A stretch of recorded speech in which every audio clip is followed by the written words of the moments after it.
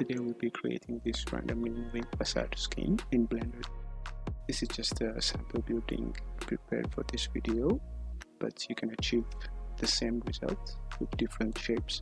We can start by modeling the building with a simple primitive shape and extruding, inserting the faces that we'll be placing the elements on.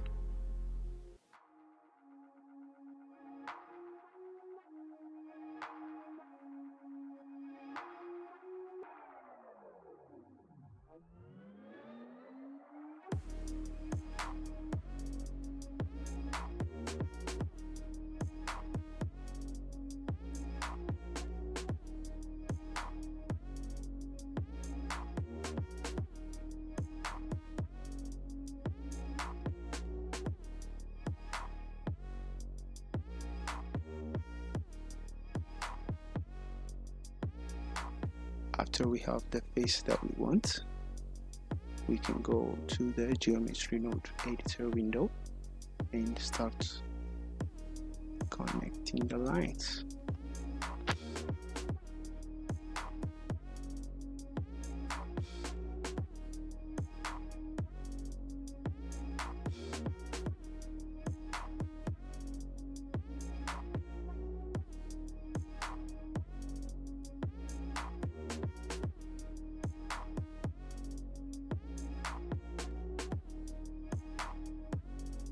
Let's start by adding a distribute points on faces node.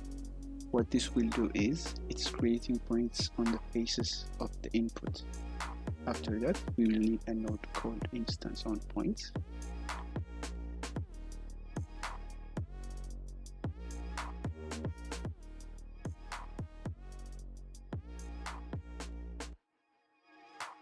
As an instance, we will need a cube.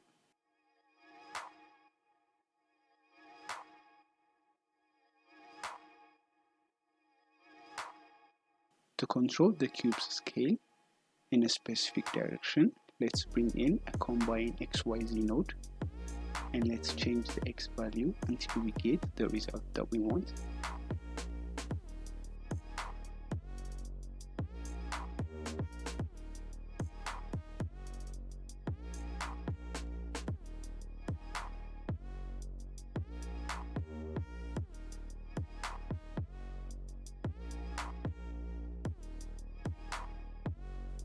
After we have the cube's scale, let's go back to the instance on points node and let's duplicate the combine XYZ node again and connect it to the scale.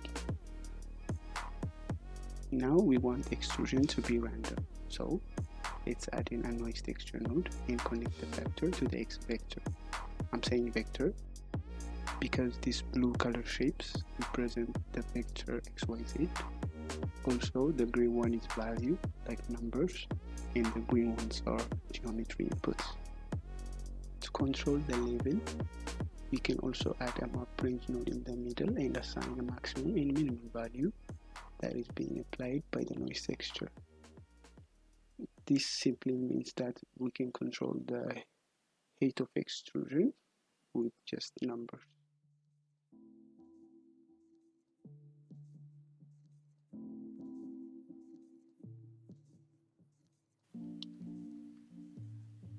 Okay, now that we have a random movement along the direction, all we want to do now is animate the movement. So to do that, all we have to do is add an expression #frame.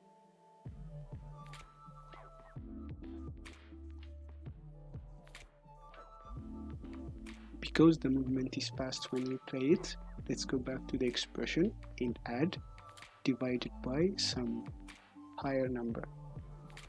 Because it's calculating the total frame of the Blender file, you might need bigger numbers because it will automatically divide it by 250.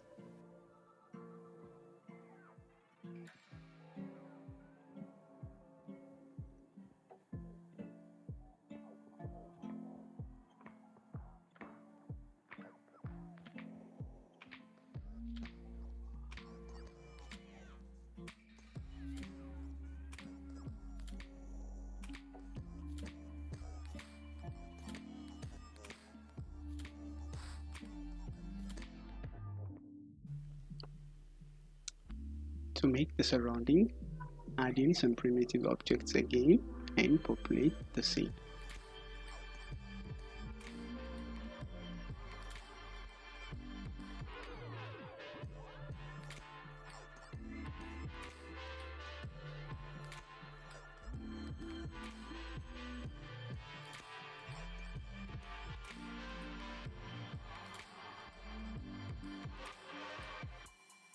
Now the cool thing about geometry nodes is that they are a code which recorded everything we just did, and we can transfer this data to another surface or object. Therefore, let's copy these 4 nodes and let's bring in a node called object info. This will let us bring a new geometry to the existing node tree. From the list, let's select the new face we just duplicated and then connect that new object info geometry to the mesh.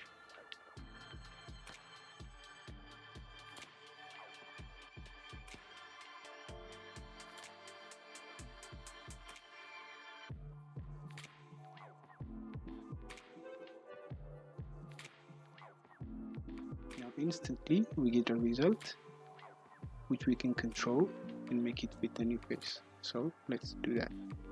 Let's make the scales and the level of extrusion somehow proportional to the new face.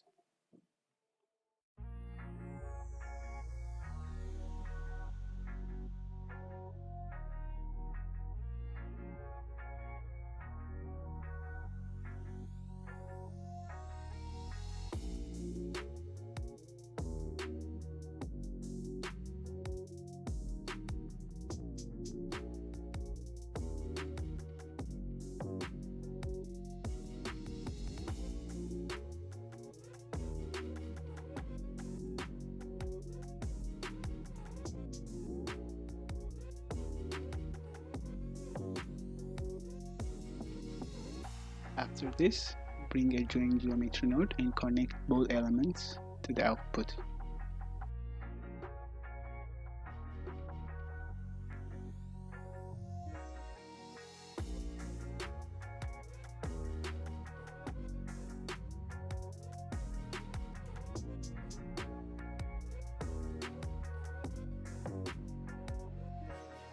Because I only wanted to animate the top face only, there was no need to add the expression to the frame here.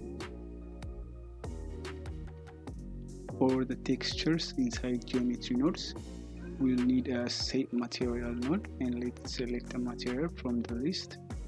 I just prepared sample materials for just color variations.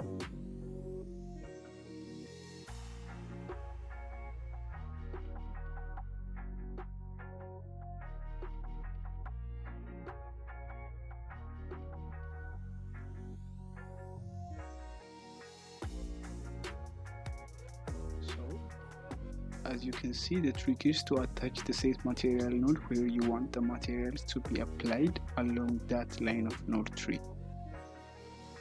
Let's duplicate and add another set material and place it on the lower face also.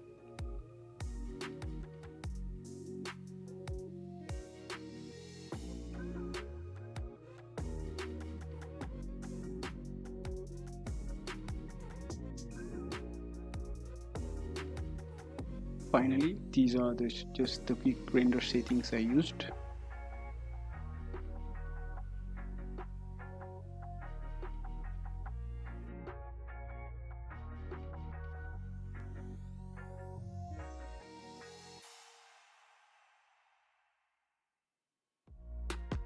Now we can go further and pull in the rectangles that are overlaying on each other and even put lights on each of them to make them even dramatic and expressive.